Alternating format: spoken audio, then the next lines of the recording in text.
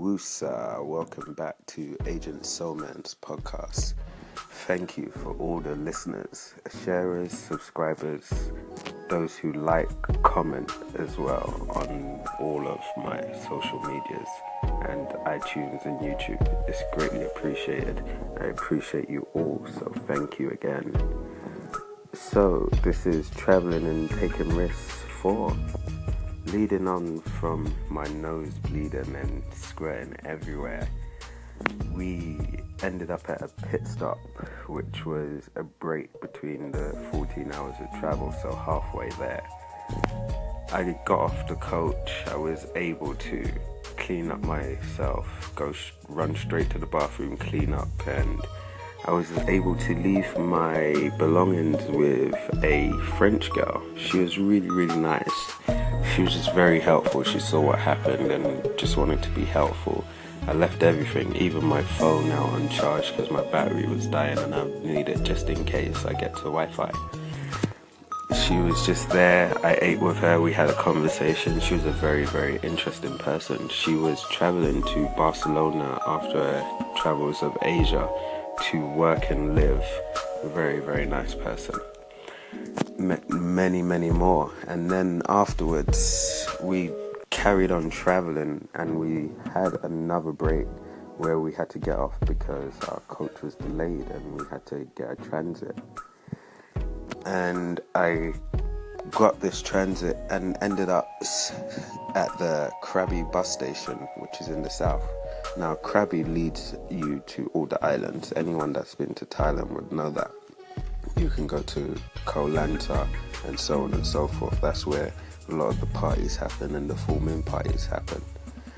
I was heading that direction to Koh Lanta to go and meet someone, but with the way everything happened when I ended up at the bus station, because of how I was and everything that was happening in my nose and my body, I ended up sleeping at the bus station, not paying attention to anything. And this is where I got to learn how friendly this universe is, how friendly this world was.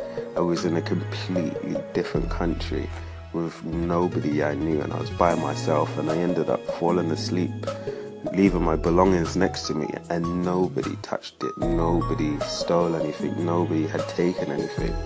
And it was just such a beautiful experience to experience something like that. Once I woke up, it was 7 p.m. and I was just so happy and joyous, and I just let go. And I've just learned that in letting go and not trying to protect or hold on to anything, you can have so much joy, and because you're allowing so much goodness to come in by not trying to defend or protect or hold on to anything. And just because of that, and I missed the last bus, one of the staff arranged for me to get a lift from a local worker, and he took me in the back of his pickup truck, and I sat in the back so I could get fresh air, and it felt good. And he drove me to the nearest town, to the nearest hotel, and I ended up staying there. And on that first night of being in Krabi, I went straight down to the river.